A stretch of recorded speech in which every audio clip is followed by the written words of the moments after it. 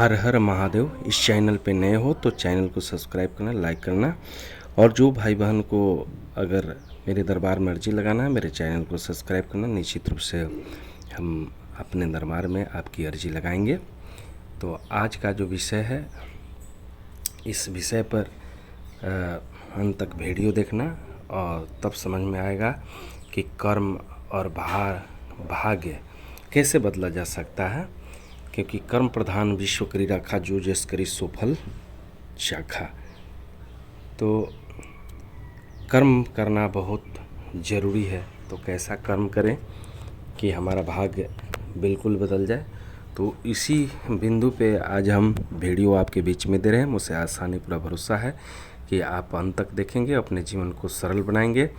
क्योंकि जीवन को सरल बनाना आपके हाथ में है, आपके ऊपर डिपेंड करता है। क्योंकि आप जैसा कर्म करेंगे वैसा आपका जीवन बनेगा।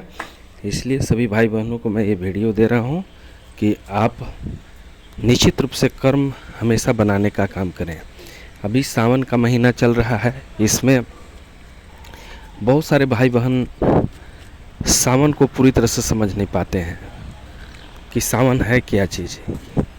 ये पूरी सावन जो होता है ये भक्ति का एक आस्था और विश्वास का ये पर्व है। इस पर्व को समझने की ज़रूरत है। बहुत लोग नास्तिक होते हैं जिनको पता ही नहीं है कि भगवान है या नहीं है, उनको भरोसा ही नहीं है। जीवन मिला कैसे ये भी पता नहीं है। अगर कोई भगवान नहीं होते तो कोई आपके अंदर इंजन लगा हुआ नहीं है। आप बात करते हो, आप हर कर्म कर ले तो आप हर चीज़ समझ जाते हो, और कौन सा वो तत्व है जो आपके शरीर से निकल जाता है तो आप बिल्कुल डेड पर जाते हो। तुम्हारे अंदर कोई जान नहीं होता है और आपको ले जाके दाह संस्कार लोग कर देते हैं। तो इसको समझने की ज़रूरत है कि भगवान तो हैं। अगर भगवान नहीं होते तो दिन के दिन ही रह जाता, रात के रात ही रह जाता। कोई तत्व तो है जो कभी हमारे लिए उजाला कर दे रहा है और हमको सोने के लिए अंधेरा कर दे रहा है। कोई तो तत्व है, इसको समझना है। और यही जो नहीं समझते हैं उनका कर्म खराब होते चला जाता है। अभी सावन का महीना है, लोगों को सावन में भक्ति करना चाहिए, महादेव को खुश करना चाहिए। क्योंकि देवों में देव महादेव ये क्यों हुए, इसका भी कारण है कि एक बार आदि शक्ति माता जो हैं इस सृष्टि को रचने के लिए सबसे पहले ब्रह्मा जी को उत्पन्न किए और बोले कि तुमको संतान उत्पन्न करना है। तो ब्रह्मा जी जवाब दिए आदि शक्ति को, माँ तुम तो माँ हो, मैं तुम्हारे से उत्पन्न हुआ हूँ, तो मैं बच्चा कैसे पैदा कर सकता हूँ। तो आदि शक्ति उसको ब्रह्मा जी को भस्म कर दिए। इसके बाद विष्णु भगवान को उत्पन्न किए। विष्णु भगवान से भी यही बात बोले कि तुमको सृष्टि को चलाने के लिए तुमको संतान उत्पन्न करना है। विष्णु भगवान भी बोले कि आप तो माँ हो, तो मैं बच्चा कैसे पैदा कर सकता हूँ। तो आदिशक्ति उनको भी भस्म कर दिए। तीसरका में देव महादेव को उत्पन्न किए और बोले कि तुमको सृष्टि को चलाने के लिए संतान उत्पन्न करना है।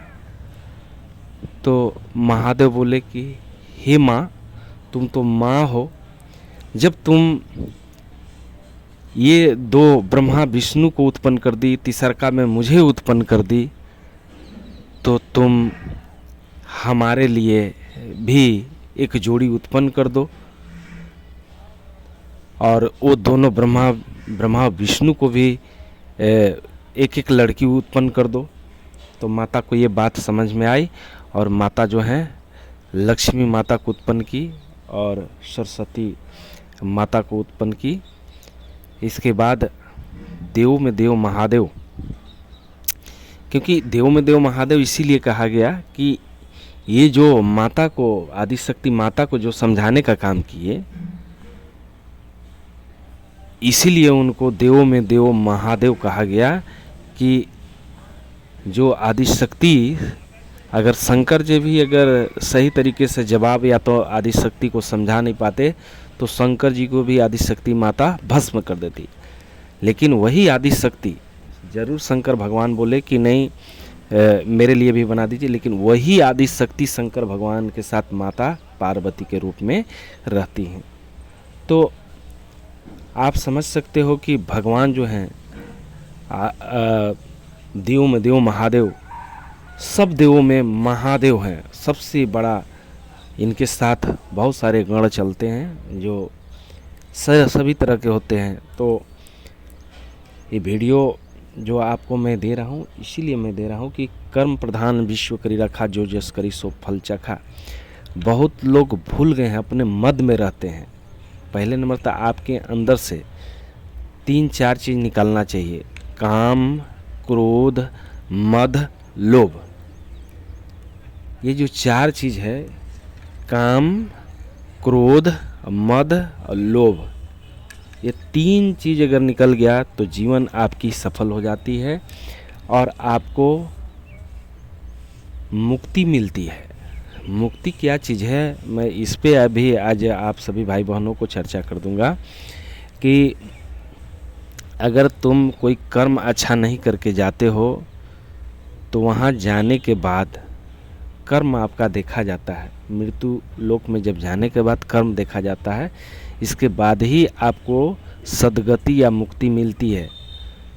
तो कर्म जैसा रहेगा वैसा आपको वहाँ पे फल मिलता है। इसीलिए लोग बोलते हैं कि जीते जी ही कर्म कर लो, क्योंकि हम लोग बड़ी लोभ में पड़े हुए हैं, माया में पड़े हुए हैं, माया के जाल में प्रभु फंसाए हुए हैं।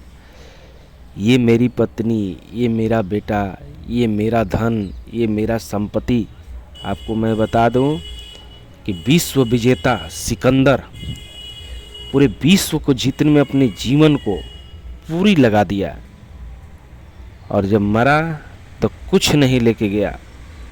तो मरने से पहले सिकंदर बोला था कि अगर हम मरे तो अर्थी के बाहर मेरा हाथ निकाल देना, ताकि दुनिया देखे कि सिकंदर इतना लड़ाई लड़ा लेकिन कुछ लेके नहीं जा रहा, खाली हाथ जा रहा। दोस्तों मित्रों, आप भी खाली हाथ जाओगे, कुछ लेके जाने वाले नहीं हो। सिर्फ भक्ति करोगे, वही तुम्हारे साथ जाएगा, वही सद्गति दिलाएगा, वही मुक्ति कराएगा। क्योंकि बहुत लोग जब बढ़िया कर्म करके नहीं जाते हैं, कोई भक्ति नहीं करके जाते हैं, तो उनको प्रेत योनि में डाल दिया जाता है। और प्रेत योनि में डालने का मतलब है कि आप प्रेत योनि में जब जाएंगे तो न खा पाएंगे, न पी पाएंगे, न कहीं बैठ पाएंगे। आप रात दिन चक्कर आसमान के लगाते रहते हैं, तो उसका असर आपके जितने भी वंशज हैं उन पे पड़ने लगता है, क्योंकि आप उनके डीएनए होते हैं। आपको जब दुख ऊपर में होती है तो यहाँ भी दुख पहुँचने लगता है। तो लोग कभी भक्ति कराता है तो कोई विष्णु पर जाता है, तो फटक सिला जाके आपको मुक्ति दिलाने के लिए काम करता है, तब जाके वो मुक्त होते हैं, तब जाके इनके वंशज लोग शांत होते हैं, उनके घर में बीमारी कम होती है। तो इस बारीकी चीज़ को बहुत लोग समझ नहीं पाते हैं, और इसका नतीजा होता है कि आप अंधविश्वास और जाल में फंसे रहते हैं और अपने पूर्वज को ही गाली गलौज करने लगते हैं कि इतना खिलाए, इतना पिलाए, इतना सब चीज़ दिए, हम ही को तकलीफ़ दे रहे हैं। दोस्तों मित्रों, इसको समझना बहुत ही कठिन है, क्योंकि इस विद्या को समझना बहुत कठिन है। बहुत लोग अभी अज्ञानी हैं। जिस दिन ज्ञान उत्पन्न हो गया तो आपके जीवन में नया परिवर्तन आएगा और जीवन की ऊंचाई की ओर आप निश्चित रूप से चले जाएंगे। इसलिए दोस्तों मित्रों, आज जो मैं वीडियो ये दे रहा हूँ, आप सभी को एक आध्यात्मिक नॉलेज इंक्रीज के लिए मैं दे रहा हूँ, ताकि लोग बहुत सारे गलत काम कर रहे हैं। आपको मैं बता दूं कि जितना जीव हम में है, उतना जीव आप में है, उतना ही जीव जानवरों में है, उतना ही जीव पक्षी में भी है। लेकिन बहुत सारे भाई बहन अपने स्वार्थ के लिए, अपने मद के लिए छोटे छोटे जीव को हत्या कर देते हैं, और उसका नतीजा होता है कि जब बीमारी आने लगते हैं दुख होने लगता है, उनका पाप उनके ऊपर लगने लगता है, तो उनको दिखाई ही नहीं देता है कि क्यों ऐसा हो रहा है। वो सोचते हैं कि हमारी किस्मत ही खराब है, मेरे ऊपर भगवान का कोई कृपा ही नहीं है, मैं हमेशा दुखी रह रहा हूँ, खाने का मेरे के यहाँ लाले पड़ा हुआ है। तो दोस्तों मित्रों, ये सब कर्म का दोष है। जैसा कर्म वैसा फल। अगर कर्म खराब तो फल भी खराब मिलेगा। दोस्तों, इस पे विचार करना, इस पे एक बार चिंतन मंथन करना और जीवन में एक बुराई को ज़िंदगी के लिए छोड़ना। धीरे धीरे करके इसी तरह से एक एक बुराई को छोड़ना, और बुराई को जिस दिन छोड़ दोगे, जीवन में एक नया परिवर्तन आएगा, जीवन में नया एक उछाल आएगा, जीवन एक स्वर्ग बन जाएगा। लोग बोलते हैं कि स्वर्ग और नर्क, हम तो यहीं पे स्वर्ग और यहीं पे नर्क देखते हैं। बहुत सारे ऐसे व्यक्तित्व हैं जो बहुत कम काम करते हैं, उनके घर में काफ़ी पैसा आता है,